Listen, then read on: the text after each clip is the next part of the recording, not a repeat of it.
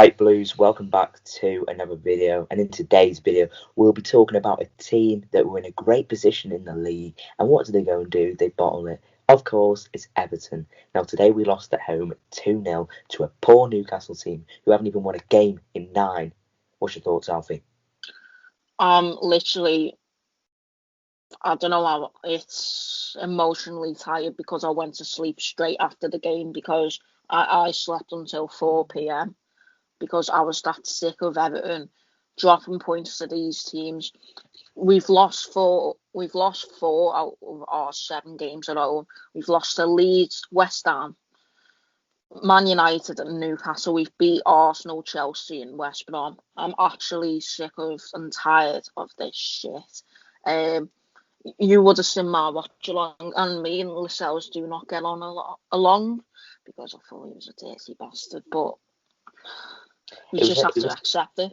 It was just a bit of an absolute shambles today. I think Everton, we go into the mindset that we're just going to walk through games and get the wins. You know, this isn't the Carabao Cup anymore. This isn't the FA Cup when we're playing Fleetwoods and your Salford Cities. This is the Premier League. Every game is going to be a tough game, no matter if it's your Newcastles or it's your Man Cities. You've seen it last week with Burnley. They beat Liverpool. There's going to be upsets. Don't think you can just walk through the games and win the games. You know, they wanted it more today. Callum Wilson. Yeah. Going off scraps, and he was scoring goals. You know, in my opinion, over the last few months, Calvert-Lewin's not been at his best. I don't know what's going on with him. Is it just a bit of a 1-month wonder? I'm just not sure. Richarlison isn't playing well at the moment. There's a few players. Hammers still look class, to be fair to him, but I don't even know why we. Coleman, he just frustrates me. If you haven't got the legs, don't go running and don't come back. They had a chance where they could have scored, and it just really annoys me, to be honest with you. And I'm same. Newcastle haven't done the double over us since 2001-2002 season, and I just think this team needs to have a rebuild in the summer because I don't know what's going on. Honestly, when we next play against Leeds on Wednesday or whenever it is, I don't know even when it's on. I think it's Wednesday, but we need to play 4 centre halves at the back. I know. We I'm do. sorry. I mean, Lucas did have a alright game, like whipping in the balls. It's like the other game, though, isn't it? Though, but Leeds are very attacking, like Faye shown at Goodison Park. The thing is, right? I feel like it happened against United, where Cavani ran down the pitch and scored. It's happened today against Newcastle. I know we're all going for the draw and stuff, but it's a bit embarrassing. Why was Coleman up for the corner? Why for the second goal? I know it wouldn't have meant anything, but why was he up for the corner? Like, he's not going to go head it, is he? Stay back, because it's just, and Pickford for their second goal. It's embarrassing. The whole. This is what I'm going to go to. Pickford's position as a goalkeeper is awful. Yeah, his reflexes is absolutely amazing, but his positioning, a new keeper is needed. I don't give a shit. A new keeper is needed for the summer, and the thing is, we just got beat by Newcastle. I know, and Olsen, you know, just give him his chance now. I want to see how really good he is. Give him a run of games, see how he is, because Pickford doesn't deserve it at the moment. Olsen deserves that spot straight away. You know, he's been so consistent this season. I know it's against Rotherhams and stuff like that, teams like them, but they're key saves and they're keeping us in the game. Do you know what I mean? I just feel like he just needs to play. You know, when we won away from home at Leicester, he just looks so calm and comfortable on the ball as a goalkeeper. You know, he's just what we need at the moment, I feel, in goal. While Pickford's in a bit of a rough spell. I don't know what's going on. There's a few players I don't know what's going on. With Richarlison, Calvert-Lewin's in a rough spot. Pickford, there's a number of players, but I just don't. We need Gomez at his best. What's happened to Andre Gomez, the man firing balls right, left, and centre? You know, imagine him and Hammers in midfield. If Andre would play the way he did when he first came, it'd be unbelievable.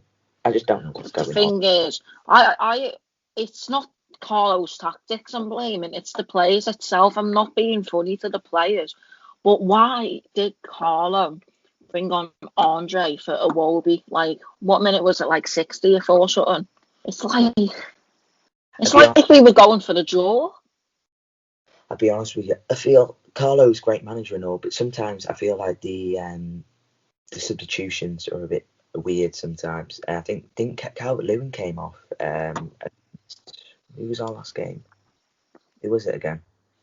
Leicester. Yeah, he came off against Leicester, didn't he? I think it was Calvert-Lewin. It was one of the two, Richarlison or Calvert-Lewin. Don't take the main men off when we're losing. It's just I just don't know anymore. The work rate's just not there for the boys. They're not playing. They're not. It's not like the start of the season when they were playing for the badge and playing for the fans. Some of them, they're just not arsed anymore. They really aren't. You know what I mean? And as we know, Shank Dawson's gone out now. It's a bit late now to try and get a player in, a backup striker. You know, loaning out Moise Keane was probably the worst thing we wanted to do. But the thing is, he didn't want to play for the club. He wasn't bothered about playing for the club. He was not. Well, you get it now, don't you? You get it. And the thing, I get it with Moise Keane. and the thing is, as well, everyone's saying when he's scoring goals for Paris Saint-Germain, yeah, he's scoring goals for Paris Saint-Germain, but it only took Mbappe and Neymar around him for him to score. Do you know what I mean? You and me could both score if we had Mbappe and Neymar next to us. I'm not being funny. Come on. It's an absolute shit show, and we're gonna go on to the player ratings now, and this will not be very Won't be pleasant. positive. Let's just say that, yeah. It won't be pleasant. So I just don't know what to say. I'm speechless. I know. All right. So we're gonna start with the player ratings, then, Yeah, let's go. So do you want to say anything else? No, not really. No, I think we've covered most things. I think we just need to work hard. You know, that's the only thing. They want it more.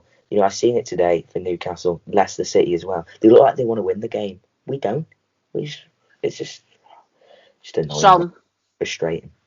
it's a bit weird, Rich. Everyone's gonna say we're gonna do the player ratings now, but Pickford, we're gonna give a 6. It might be a bit too high, but the reason why I'm giving him a 6, like always, his save before Newcastle scored. Yeah, the Callum Wilson. Yeah, but I'm trying to be positive at the same time while being so pissed off. So we're going to give Pickford a 6. We're going to give Yerry Mina a 5. We need a quicker centre half and track back and cover the areas that's needed.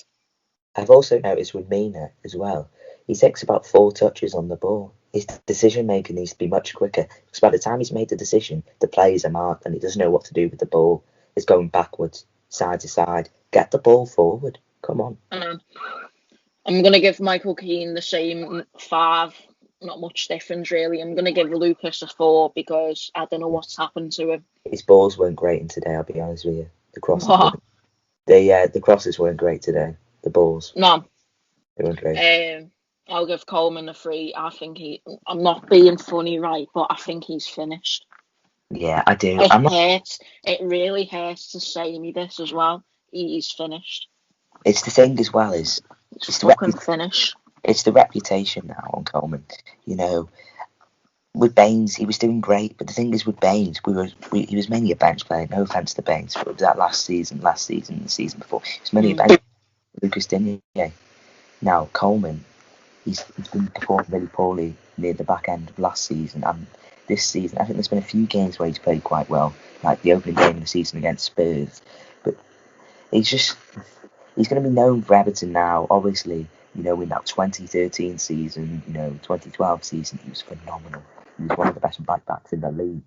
But now he's going to be known as one of them Everton players, which, you know, his legs were gone near the end, but we didn't get replacement soon enough for him. And now it looks like, you know, teams are like targeting that right side because of Coleman. You know, I've seen it especially with United. And you can't just say, well, they've got Rashford on that side. Loads of teams are doing it as well, I've noticed a lot. So, yeah. Yeah, I'm going to give Gylfi a 2. I think he was the worst player on the pitch, to be fair. He was leaving gaps left, right and centre. He didn't know what to do while he was on the ball. His decision-making's awful now. And it's like, what? We paid 45 fucking million for him in 2017. That's only like 4 years ago in the summer. It's fucking horrendous. Why do we fucking buy players like Klaasson, Sandro, Sigurdsson for that amount of money? Like, you know what I mean? But I'm going to give him a 2. I'm going to give Decore a 3. He wasn't at top of his game, to be fair. I thought he was dreadful in areas such as second half, especially. I think he wasn't great at all. I can't really say much, really, because, yeah, he was carrying the ball in some areas, but he wasn't doing much on the ball and off the ball, to be fair. So I'm going to give him a 3. I'm going to give Alex Iwobi a 5. I could have give Alex Iwobi a higher rated if he actually stayed on the pitch for Andre, but it's Carlo's tactics. Even when I said in the match along, why is he bringing Iwobi off and bringing Andre? But I said I'm not going to complain because look at what he did against Wolves. But it's unbelievable, fucking shit. So I'm going to give James a 7. He was getting his fucking legs taken off by a few players. I said in the watch along, and I think James, I tell you what, I feel for him sometimes because he was getting his legs snapped left, right, and fucking centre, getting fucking targeted. And it's shite. I feel sorry for him with the players around him because it's shite. So I'm going to give him a 7. I'm going to give Richarlison a 5. I don't think he's been in great form since last season, if I'm being honest, because I don't know what's happened to him. I don't know if he wants to play for the club anymore, but I thought today would be an opportunity to build his confidence up, like from the Rotherham game, but nothing's gone on since then. I'm going to give DCL a 4. The service he was getting is like he was getting some parts, but he wasn't finishing. It's like the Leicester game for a fact, but his form's disappeared. Like Hayden said, is he a 1 month under? We don't know. But when Andre came on, he was doing absolutely nothing on the pitch for us. I thought, like, at the same time, I thought he would have given us some space and creativity so people can attack more, if you know what I mean, because he's got himself back. So I thought Gylfi would have pushed up a bit, but fucking, I don't know what's gone on with our clubs. I'm just going to give him a 2, and then Carlo a 5 for the simple reason Iwobi came off for Andre, who did fuck all, and just all the tactics. Well, I thought the tactics would have worked, like, but looks like it never. So I think I'm going to leave it there before I fucking start raving off.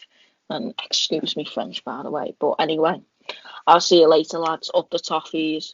Fucking shite that.